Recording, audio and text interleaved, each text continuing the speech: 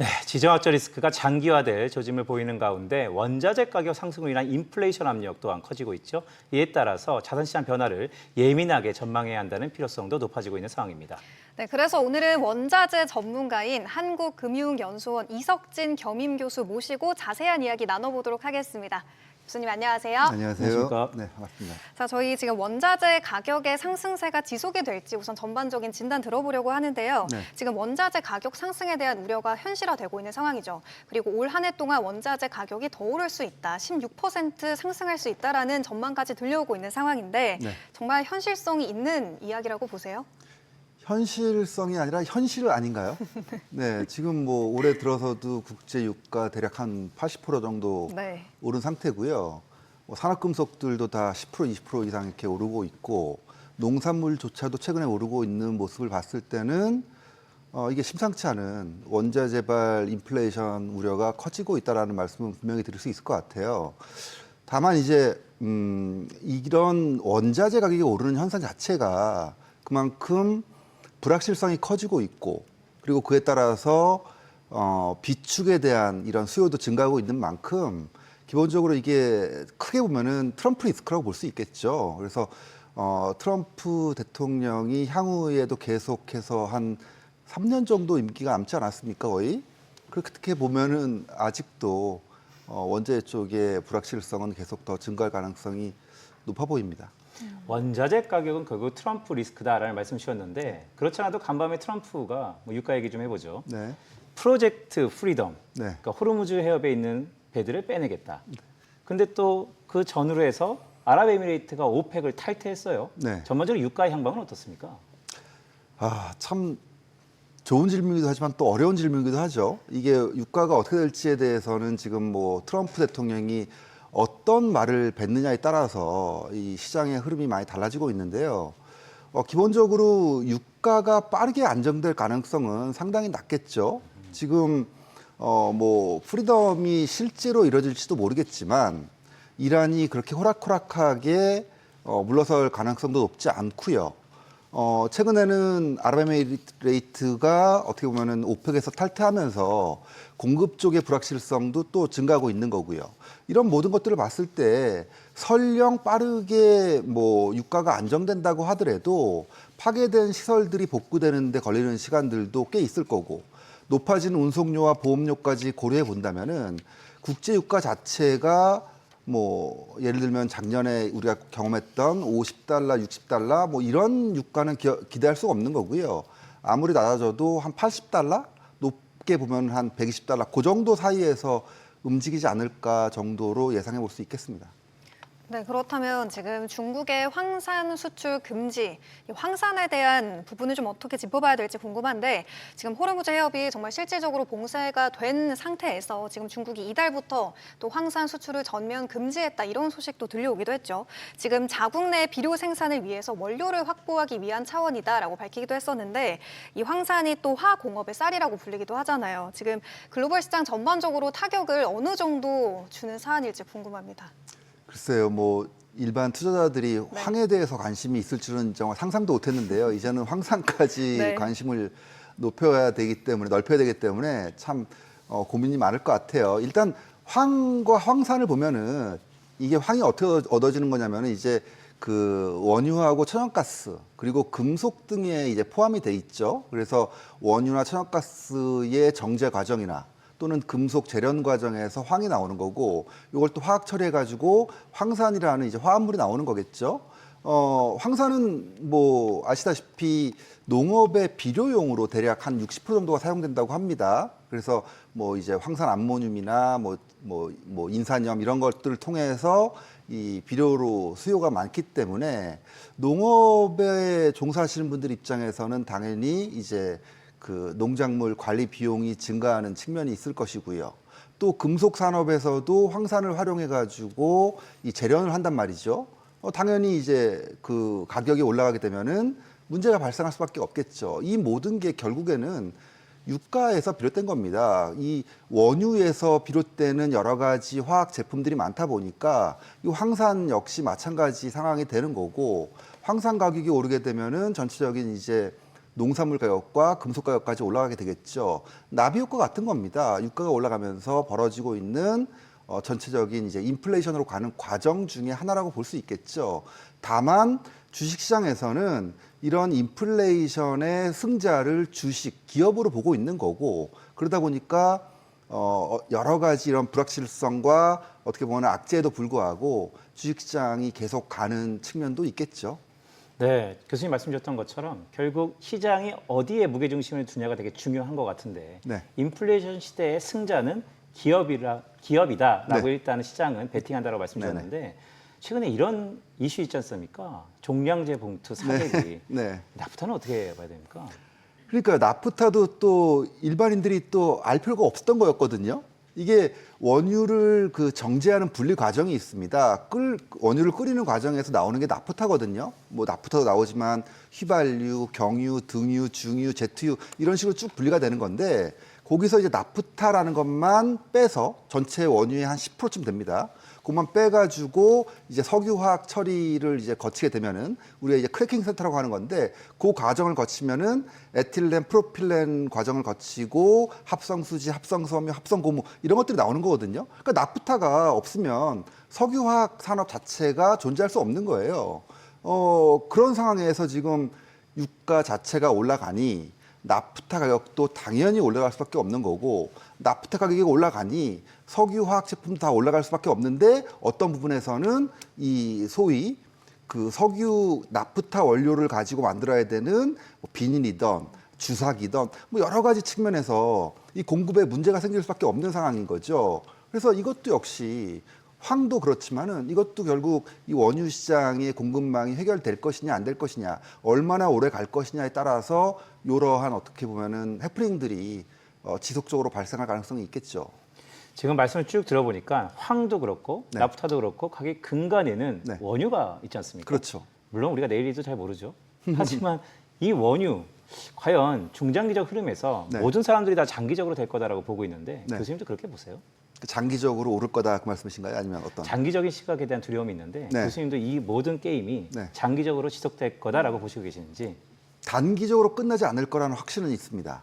이게 뭐 이전으로 돌아가려면은 결국에 어떻게 보면 전쟁이 휴전과 종전의 과정을 거쳐야 되잖아요.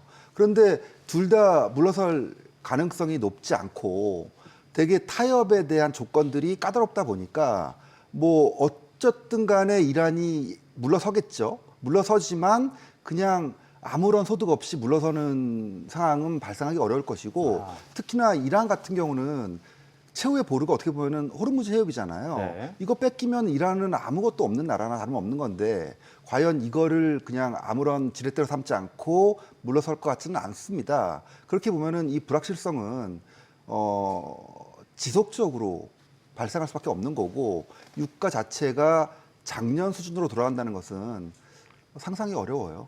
예, 그래서 저는 뭐 중장기적으로 최소한 80달러대 이상의 유가가 유지될 가능성이 없다고 생각합니다.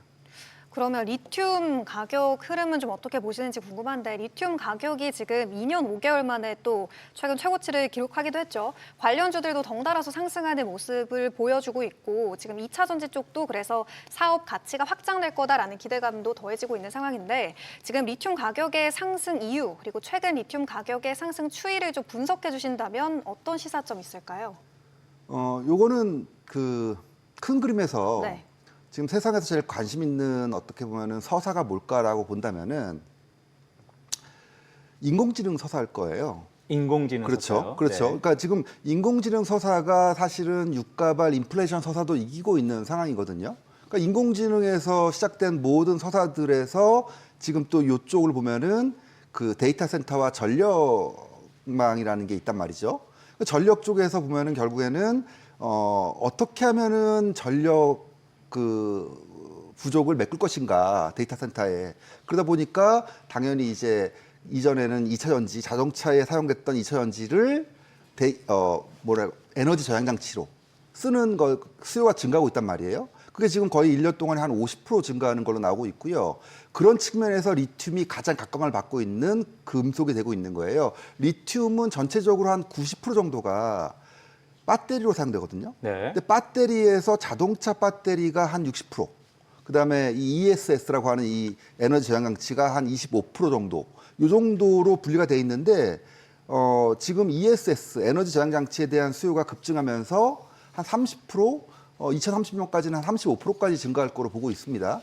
그러다 보니까 당연히 이런 수요에 대한 기대가 커지면서 최근에 2차 전지에 대한 열풍도 다시 불고 있고 리튬 가격도 덩달아서 오르고 있는 이런 스토리로서 우리가 이제 인공지능 스토리로서 이해를 해야 될 것 같습니다.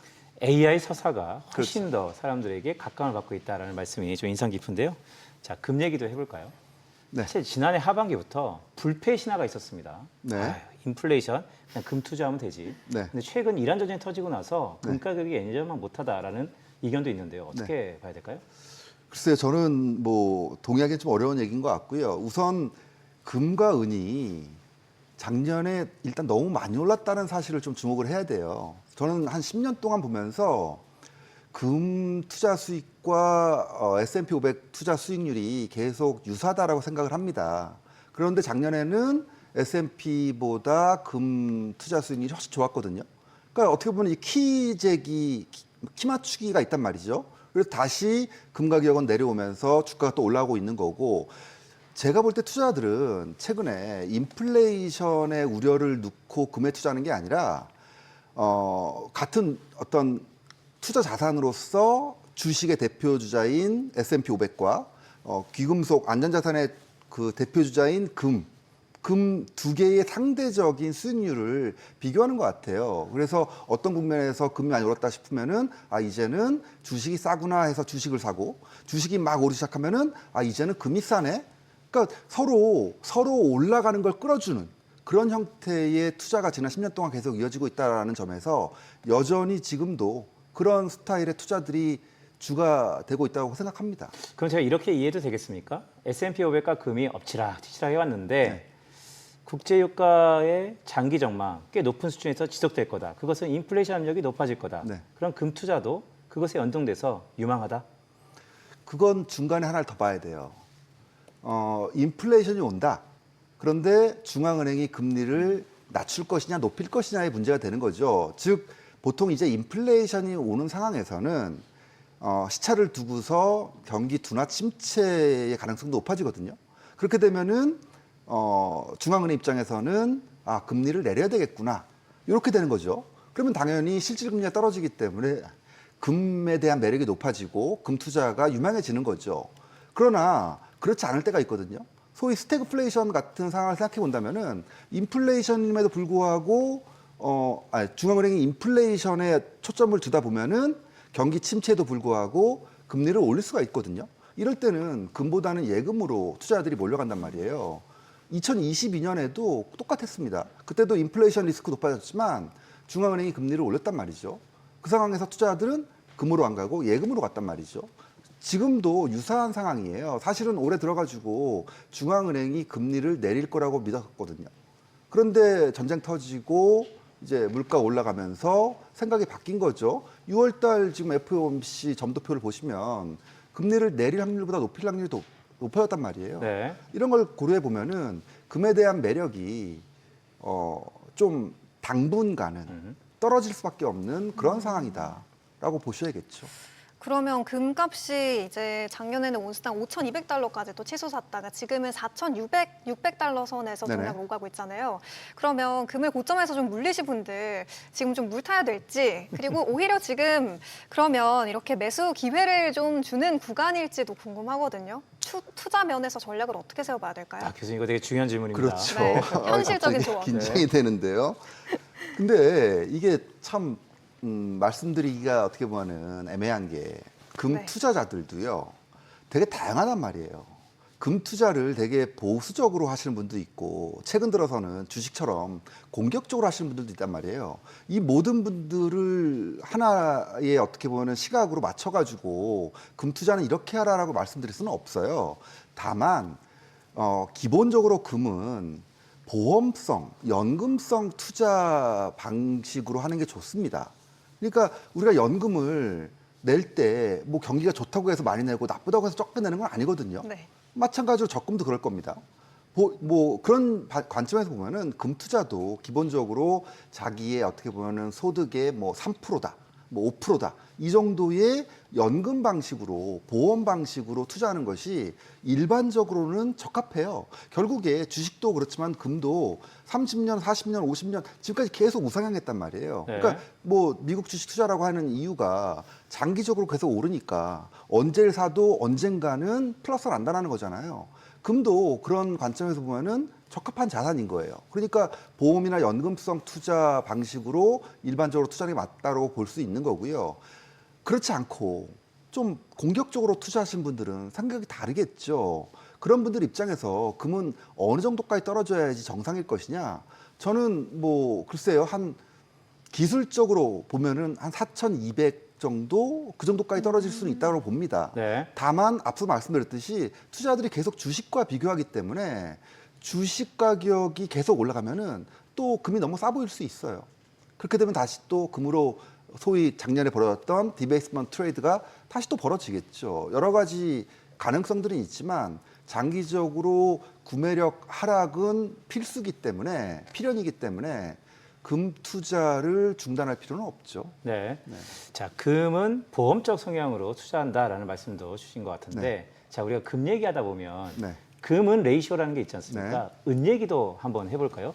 은은 경기에 좀 민감하다는 얘기도 있는데 네.